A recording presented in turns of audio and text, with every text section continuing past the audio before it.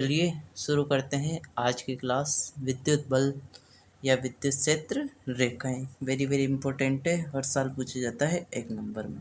देखते हैं क्या होती है विद्युत क्षेत्र रेखाएं या विद्युत बल रेखाएं। विद्युत क्षेत्र में एकांक धनावेश को गति करने के लिए स्वतंत्र छोड़ दिया जाए तो ये आवेश जिस पथ का अनुसरण करता है वह पथ ही विद्युत बल रेखाएं कहलाती है। तो क्या होता है, माना अपने पास कोई एक एकांक धनावेश है जिसे हम विद्युत क्षेत्र में छोड़ रहे हैं स्वतंत्र गति के लिए, तो वो आवेश जिस पथ का अनुसरण करता है, मतलब जिस रास्ते पे जाता है या जिस ओर जाता है, वो उसी को ही विद्युत बल रेखाएं कहते हैं। विद्युत बल रेखाएं काल्पनिक होती है। ये कैसी होती है? काल्पनिक होती है। हम एकल आवेश के लिए देखेंगे विद्युत बल रेखाएं कैसी होती है।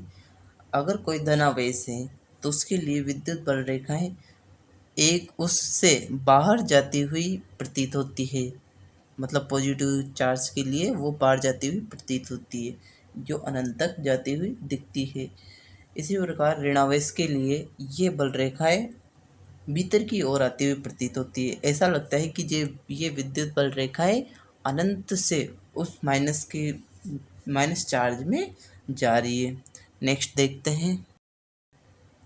ऊपर हमने देखा एकल आवेश के लिए, मतलब ऊपर केवल एक आवेश था। अब देखते हैं युग्म आवेश के लिए। पहला है धन आवेश युग्म के लिए। माना कोई दो धन आवेश है, उनके लिए हमें विद्युत बल रेखाएं देखनी है, तो हमें इस प्रकार की होती है। नेक्स्ट अपने पास ऋणावेश और धनावेश के लिए। तो ऋणावेश और धनावेश जो युग्म होता है उसके लिए विद्युत बल रेखाएं धनावेश से निकलकर ऋणावेश में आती हुई प्रतीत होती है। सेम ऐसे ही विद्युत चुंबकीय रेखाएं होती हैं जो हम चुंबक में पढ़ेंगे, वो भी धनावेश एक सिरे से दूसरे सिरे में आती हुई प्रतीत होती हैं।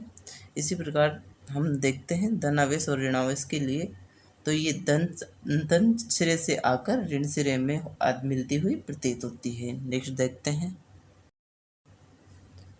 विद्युत बल रेखाओं की विशेषता। तो विद्युत बल रेखाओं की विशेषता क्या होती है देखते हैं। पहली है, ये धनावेश से आरंभ होती है तथा ऋणावेश पर समाप्त हो जाती है। सेकंड है, जहाँ विद्युत क्षेत्र रेखाएं सघन होती है वहाँ विद्युत क्षेत्र की तीव्रता अधिक, जहाँ विद्युत क्षेत्र रेखाएं दूर दूर होती है वहाँ विद्युत क्षेत्र की तीव्रता कम होती है। क्या होता है, जहाँ पर विद्युत क्षेत्र रेखाएं पास पास होती है, जितनी पास होगी, जितनी सघन होगी, जितनी अधिक होगी, उतनी ही विद्युत क्षेत्र की तीव्रता अधिक होगी। जहाँ विद्युत क्षेत्र रेखाएं दूर दूर होगी, दूरी अधिक होगी, तो वहाँ पर विद्युत क्षेत्र की तीव्रता कम होगी। नेक्स्ट है, विद्युत क्षेत्र रेखा के किसी बिंदु पर खींची गई स्पर्श रेखा उस बिंदु पर विद्युत क्षेत्र की दिशा को व्यक्त करती है। हम क्या करते हैं, विद्युत क्षेत्र रेखा के किसी बिंदु को लेते हैं और उस पर एक स्पर्श रेखा खींच देते हैं, तो जो स्पर्श रेखा है वो विद्युत क्षेत्र की दिशा को बताती है। नेक्स्ट है वेरी वेरी इंपॉर्टेंट, चौथा, विद्युत बल रेखाएं कभी भी एक दूसरे को नहीं काटती। जो विद्युत बल रेखाएं होती हैं वो कभी भी एक दूसरे को नहीं काटती। यदि काटे तो कटान पर एक ही बिंदु पर दो दो विद्युत क्षेत्र की दिशा उत्पन्न हो जाएगी, जो कि संभव नहीं है। क्यों नहीं काटती? यदि मान लो गलती से काट दी तो क्या होगा, एक ही बिंदु पर दो दो विद्युत क्षेत्र की दिशा उत्पन्न हो जाएगी, जो कि संभव नहीं है। नेक्स्ट देखते हैं। पांचवा है, विद्युत बल रेखाएं काल्पनिक खुला सतत वक्र होती है।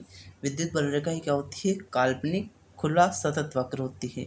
मतलब एक तो काल्पनिक होती है और खुली सतत वक्र होती है। छठा है, समान आवेश होने पर विद्युत बल रेखाएं दूर हटने का प्रयत्न करती है, जबकि विपरीत आवेश होने पर बल रेखाएं सिकुड़ने का प्रयत्न करती है।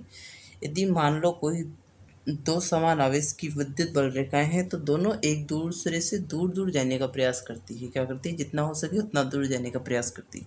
यदि विपरीत आवेश की एक पॉजिटिव एक नेगेटिव है तो दोनों पास पास आने का प्रयास करती है। नेक्स्ट देखते हैं। नेक्स्ट है विद्युत द्विध्रुव। विद्युत द्विध्रुव क्या होता है? समान परिमाण तथा विपरीत प्रकृति के आवेश अल्पतम दूरी पर स्थित हो तो यह व्यवस्था ही विद्युत द्विध्रुव कहलाती है। आदर्श विद्युत द्विध्रुव क्या होता है? यदि आवेशों के परिमाण बड़े हो तथा इन आवेशों के मध्य दूरी अल्पतम हो तो यह व्यवस्था ही आदर्श विद्युत द्विध्रुव कहलाती है। क्या होता है? आवेश होने चाहिए बड़े परिमाण में बड़े, और दूरी अल्पतम होनी चाहिए, मतलब जितना पास हो सके उतनी पास होनी चाहिए, तो इसे ही आदर्श द्विध्रुव कहते हैं। नेक्स्ट है विद्युत द्विध्रुव आघूर्ण। विद्युत द्विध्रुव आघूर्ण क्या होता है? विद्युत द्विध्रुव आघूर्ण में एक आवेश का परिमाण और इन दोनों आवेशों के मध्य की सीधी दूरी का गुणनफल ही विद्युत द्विध्रुव आघूर्ण स्मॉल पी वेक्टर कहलाता है। क्या होता है विद्युत द्विध्रुव आघूर्ण? विद्युत द्विध्रुव में से एक आवेश का परिमाण लेते हैं और इन दोनों के मध्य जो दूरी होती है, सीधी दूरी मतलब जो न्यूनतम दूरी है, उसका गुणनफल ही विद्युत द्विध्रुव आघूर्ण कहलाता है। माना कोई विद्युत द्विध्रुव है जिसमें प्लस Q और माइनस Q दो चार्जेस हैं जिनके मध्य दूरी 2 है, तो हमें क्या करना है? विद्युत द्विध्रुव आघूर्ण यानी स्मॉल p वेक्टर निकालना है। तो क्या होगा? पहले लेते हैं एक आवेश और उन दोनों के मध्य दूरी, तो ये हो गया P बराबर 2AQ। यही होता है विद्युत द्विध्रुव आघूर्ण। इसका मात्रक होता है C/M यानी कूलाम इंटू मीटर। इसका सीजीएस मात्रक होता है D/, विमा होती है A1T1 L⁻⁴। ये अपने पास विमा आ गई, ये मात्रक आ गया। इसको सदिश रूप में लिखने पर P वेक्टर होता है और जो इनके मध्य दूरी होती है वो भी सदिश होती है, और आवेश तो आप सब जानते ही हैं अदिश होता है। तो अपने पास स्मॉल p वेक्टर बराबर आ गया 2A वेक्टर डॉट Q। ये अपने पास आया विद्युत द्विध्रुव आघूर्ण। नेक्स्ट देखते हैं, आगे देखते हैं। यह एक सदिश राशि होती है। क्या? विद्युत द्विध्रुव आघूर्ण एक सदिश राशि होती है जिसकी दिशा सदैव ऋणावेश से धनावेश की ओर होती है। क्या होता है? विद्युत द्विध्रुव आघूर्ण जो होता है एक सदिश राशि होती है जिसकी दिशा हमेशा ही नेगेटिव से पॉजिटिव की ओर होती है। विद्युत द्विध्रुव आघूर्ण विद्युत द्विध्रुव की प्रबलता को व्यक्त करता है। विद्युत द्विध्रुव आघूर्ण क्या करता है? विद्युत से द्विध्रुव जो होता है उसकी प्रबलता को व्यक्त करता है। नेक्स्ट है विद्युत द्विध्रुव की अक्ष तथा निरक्ष। पहला है विद्युत द्विध्रुव की अक्ष। तो हम देखेंगे विद्युत द्विध्रुव की अक्ष क्या होती है। विद्युत द्विध्रुव में दोनों आवेशों को मिलाने वाली रेखा विद्युत द्विध्रुव की अक्ष कहलाती है।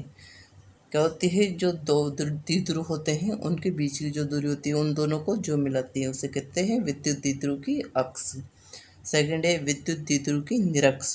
तो विद्युत द्विध्रुव की निरक्ष क्या होती है? विद्युत द्विध्रुव में विद्युत द्विध्रुव के मूल बिंदु से लंबवत खींची गई रेखा विद्युत द्विध्रुव की निरक्ष कहलाती है। तो जो उनका मध्य दूरी होती है उसके मूल बिंदु से, मतलब जो सेंटर होता है उनका, उससे एक अगर सीधी रेखा खींच दी जाए लंबवत तो उसे विद्युत द्विध्रुव की निरक्ष कहते हैं। चित्र बना के देखते हैं ये क्या होती है। माना ये कोई विद्युत द्विध्रुव है जिसमें एक प्लस Q और एक माइनस Q दो आवेश है। इन दोनों की जो मध्य की दूरी है ये, इसे कहते हैं विद्युत द्विध्रुव की अक्ष। ये होती है अक्ष। अगर ये इन दोनों के बीच का सेंटर पॉइंट है, माना ये दूरी भी A है, ये दूरी भी A है, तो ये जो सेंटर पॉइंट है इससे अगर एक सीधी यानी लंबवत रेखा खींच दी जाए तो ये होती है विद्युत द्विध्रुव की निरक्ष।